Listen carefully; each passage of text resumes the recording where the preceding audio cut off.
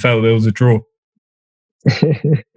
Oh man, I could just laugh about it. That's all. For me, man, it's someone that never really took a loss. You know. I get it. Yeah. Like I believed in my brain that I believed I was untouchable. Mm-hmm. So being that I believed that in my brain, when I fought and I lost, I couldn't believe it. Crush you. Yeah, it crushed me. So now I know, like, okay, let me not get too big headed. Let me focus and work harder than everybody else to make sure that I come out on top.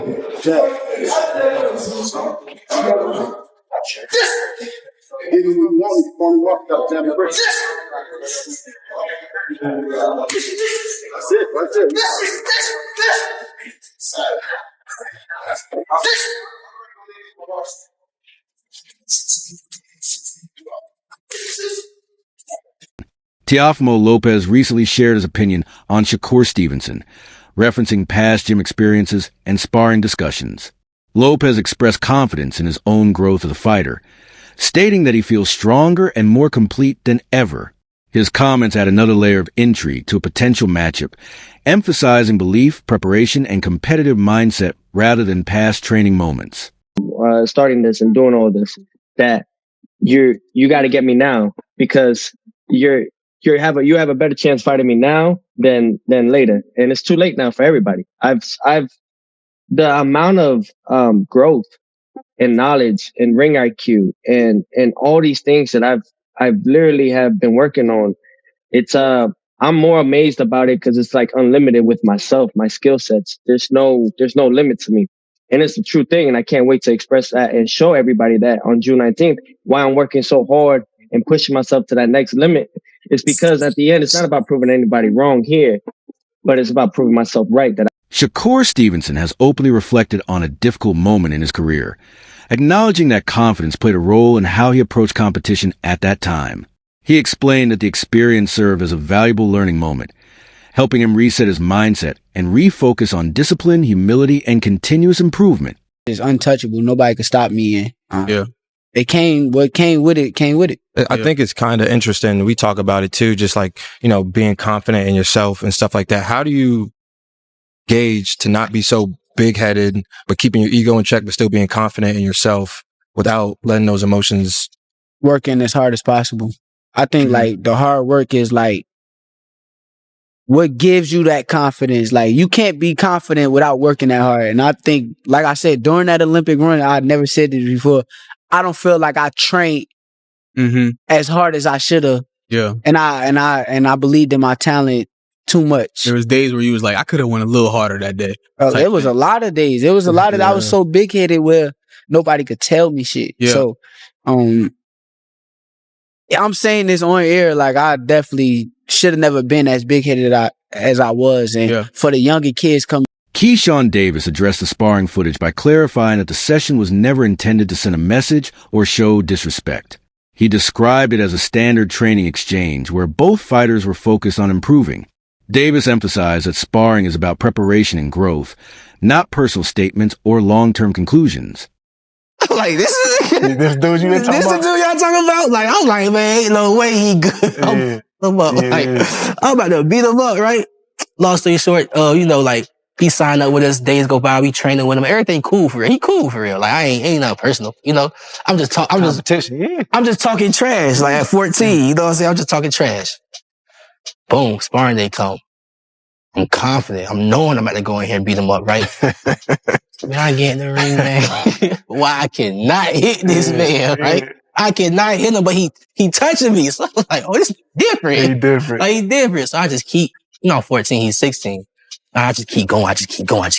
So some getting through, some not. Some getting through, some getting not.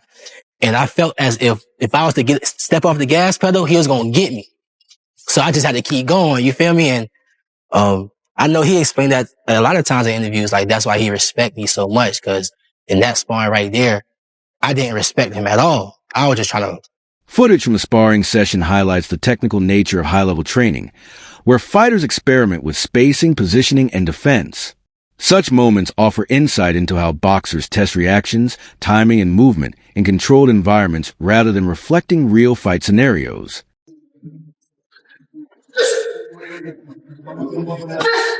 Right. Right.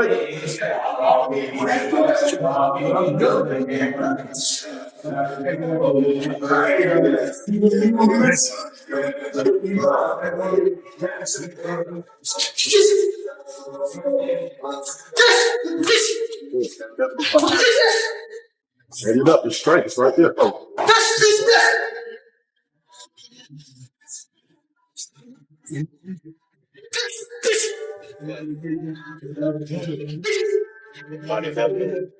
Speaking on the topic of competition, Shakur Stevenson's coaching team emphasized the importance of facing challenges head-on.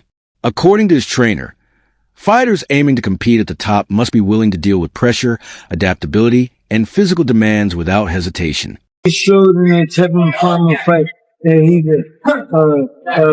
a good 6-round fighter. After the 6th round, he died in both fights. And he just walked straight forward when he something like Jamaine is like the bone. If you don't have a field day with a guy that put their hand up and walk right to you and hopefully wear you down, willing to wear you down. Shakur's training partner, Teofimo Falcone, shared a positive assessment of Stevenson's recent development.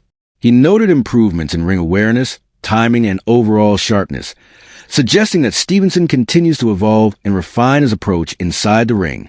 And, I would say early this year, around January, I sparred him. Amazing work. He's a great guy, bro. Showed me a lot of love on social media. Teofimo, I never worked with him.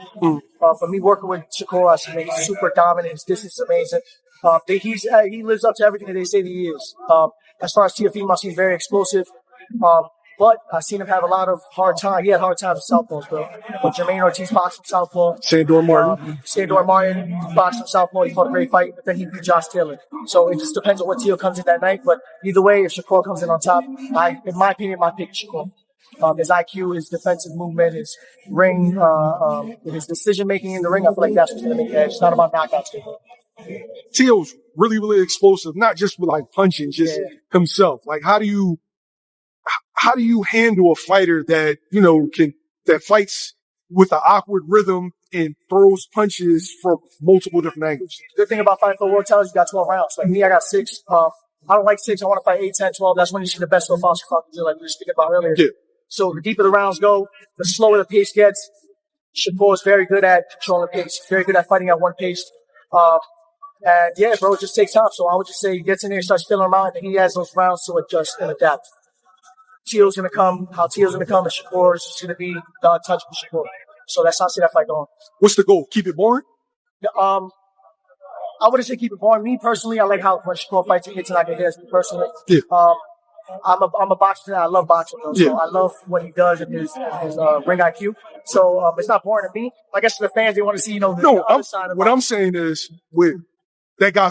Shakur Stevenson has expressed steady confidence heading into future challenges, explaining that his focus remains on preparation and execution. He believes in his skill set and looks forward to demonstrating his abilities against top-level competition through performance rather than words. Yeah, like, he ain't never really been in there with nobody like me. And I know, like, it's a whole difference getting in the ring with somebody who really can fight and a regular fighter. So it is a kind of a trap fight because, you'll get your mindset on fighting somebody that's not that good, but you just never know. So at the end of the day, I got to be well prepared. And I know there's been a lot of upsets in boxing. And I can't allow me to be one of them upsets. So I got to... Former world champion and analyst Chris Algieri offered a detailed breakdown of the highly anticipated matchup between Teofimo Lopez and Shakur Stevenson. Algieri highlighted the importance of mental composure alongside physical skill, noting that preparation, experience, and focus can shape the outcome just as much as speed or power. He also discussed the significance of Madison Square Garden as the venue, explaining how the historic setting tests discipline and control. According to Algieri, the fight represents both a physical and mental challenge, where strategy, poise, and adaptability will be decisive. Of boxing on this side of the world. Listen, there's nothing like the Garden. We've both fought there many times. I fought in the big room. There's nothing like the Garden. Just the vibe, like you said, champ, that's around that. And this fight is deserving to be here. It's that good of a fight. It's that big a fight. And especially, like I said, like the health of American boxing, this is one of the best fights that can be made. And putting it in the Garden just makes too much sense. But the idea of the turmoil, the eyes on it, the spectacle, the circus.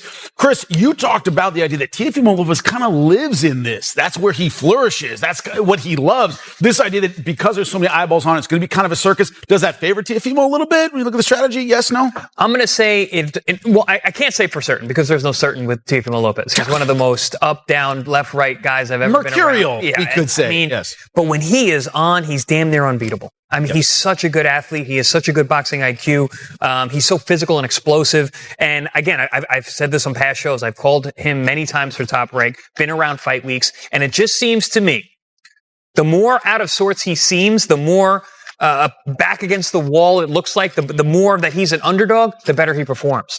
And this could be that kind of situation. New York is a tough place, man. They're already gibbering, going back and forth saying like, you know, he reps Brooklyn, but there's kind of questions about his Brooklyn roots. Can he really rep Brooklyn in the way that he says he can? So he's already getting that heat for that. I don't know. It might be a good thing to poke the bear in terms of how well Teofimo is going to show up. Paulie, that's a huge. You're from Brooklyn. That's a big insult to say that you're not really from Brooklyn. Insult him a little bit. Insult him a little bit. Insult him. But I'll tell you what. There's so many thoughts in my head with this situation because Teofimo is at his most dangerous when he's counted out. As the build-up continues, the focus now shifts from words and training footage to preparation and execution on fight night. When the bell rings, only disciplined strategy and composure will determine who rises to the occasion.